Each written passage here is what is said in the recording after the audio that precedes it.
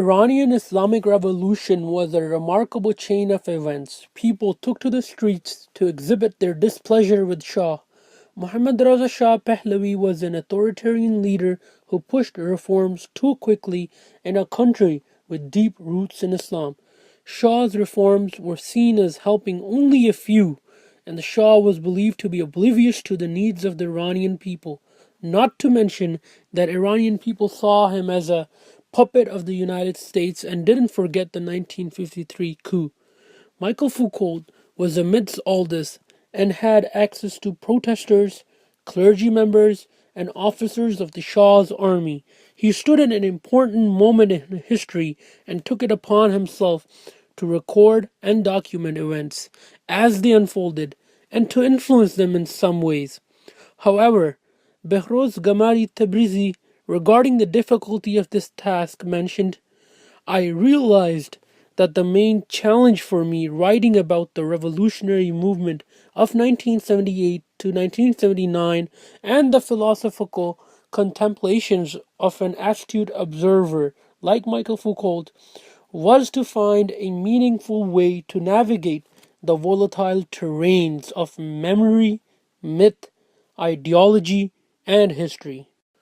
Foucault saw protesters as makers of history rather than sitting idly waiting for events to unfold.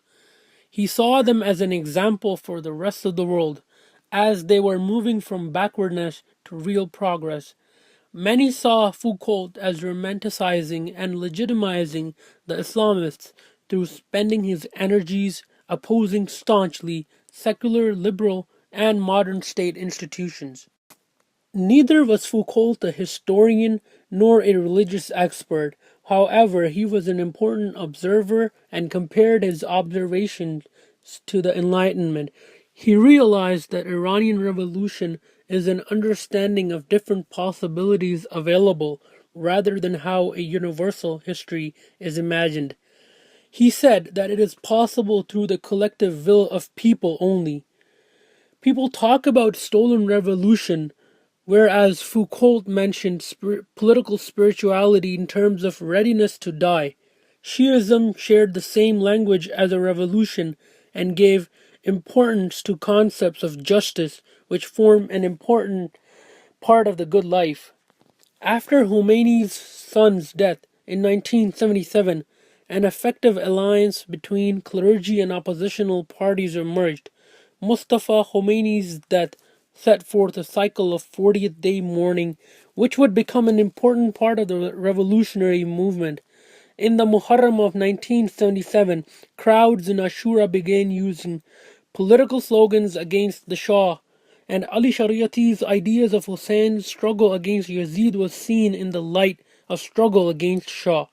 The slogans became, every day is Ashura and every land is Karbala.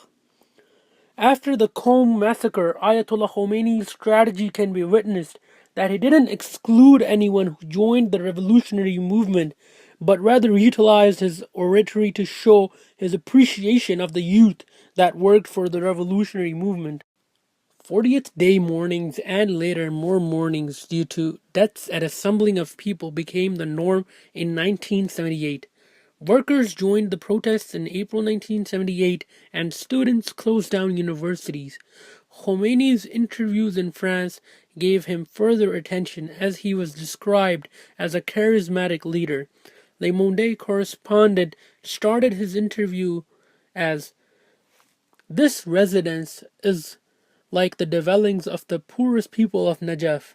In this humble dwelling, there is no visible sign of the authority of leaders of rebellions or those of the opposition groups living in exile.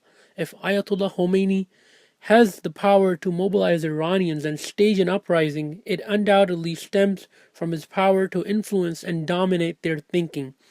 This power, instead of decreasing subsequent to his banishment from Iran, has increased tenfold. End quote. Khomeini had made it clear that he opposed Marxism and would head towards Islamic government. Clerics and revolutionaries who did not like this had no other option and continued under his banner. In 1978 Ramadan, Quba Mosque in Tehran acted as an important revolutionary headquarters where Ali Shariati and other important revolutionaries lectured on their views and highlighted that full scale revolution is the only solution rather than a few reforms. The deaths caused in Rex Cinema and then Black Friday massacre had massive impact on people, not to mention the already set cycle of mournings. Foucault did not witness any fear despite the hardline reaction of the army. Foucault expressed Shaw and his Kemalist like methods as outdated than the religious expression of revolution. Foucault said, "For the people who inhabit this land, what is point of searching, even at the cost of their own lives? For this thing we have forgotten since Renaissance and the great crisis of Christianity, a political spirituality." End quote. Foucault believed that Iran may be able to teach West, through its own experiments, a solution to the problems that West currently faces. He described religion as a means to express the problems of the society. He admired Iranians for showing the world what a revolution is. Some ask, why did the revolution take Islamic direction? By 1978, it was clear that Khomeini was the leader of the revolutionaries. Secular parties remained with him in the hopes to benefit later, as they thought Khomeini and his supporters know what they don't want, and nothing beyond that. Secondly, 1978 onwards, secular liberal discourse was rarely heard in the revolutionary discourse. Thus, it is natural that the revolution head towards Islam. Janet Afri and Anderson also were not able to understand the importance of sacrifice, martyrdom, and mourning cycles in the last and crucial years of revolution. They also mislabeled ideologues such as Shariati, who in fact used Marxist sources, ideas, talked about harmony amongst Abrahamic religions, and was highly educated. Foucault and postmodernism. Foucault rejected the label of postmodernist or anti-modernist. Responding to Kant's "What is enlightenment?", Foucault affirms that he is a modernist and that modernism is an attitude which stands in constant critique of the assumptions which come from our socio-historical heritage. In this sense, one could never be more up-to-date than the modernist. However, postmodernism has come to represent a variety of perspectives, most of which deny the Enlightenment point of view. So, what is the Enlightenment point of view? Well, if we think of the Enlightenment as a time when human beings began to throw off some of the shackles of authority and became enlightened by the rise of science and reason, then an Enlightenment point of view is one that is characterized by an objective rationality. You might want to think of this perspective as epitomized in Francis Bacon's famous statement, "Knowledge is power," meaning that once we figure things out, we'll be able to do what we want and know what is best.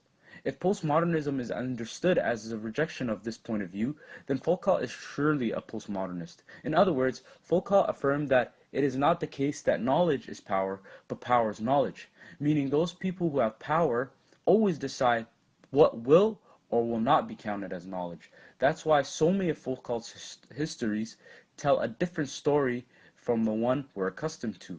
Foucault, consistent with much postmodern thought, affirms that we can never escape from the shackles of power, but rather power is a constitutive dimension of all discourse. Iran has a long way to go on its road to developing a better society for all Iranians. The human rights situation undoubtedly has room for ample improvements.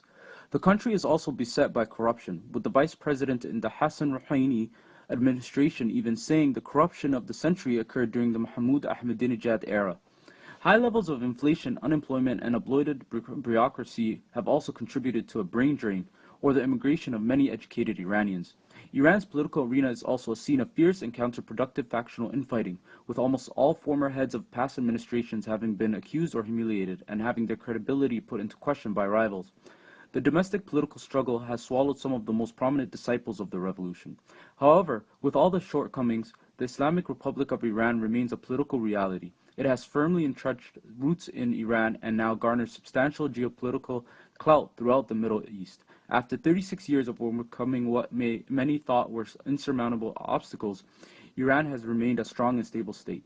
This is a testimony to impressive statecraft and that Iran is here to stay.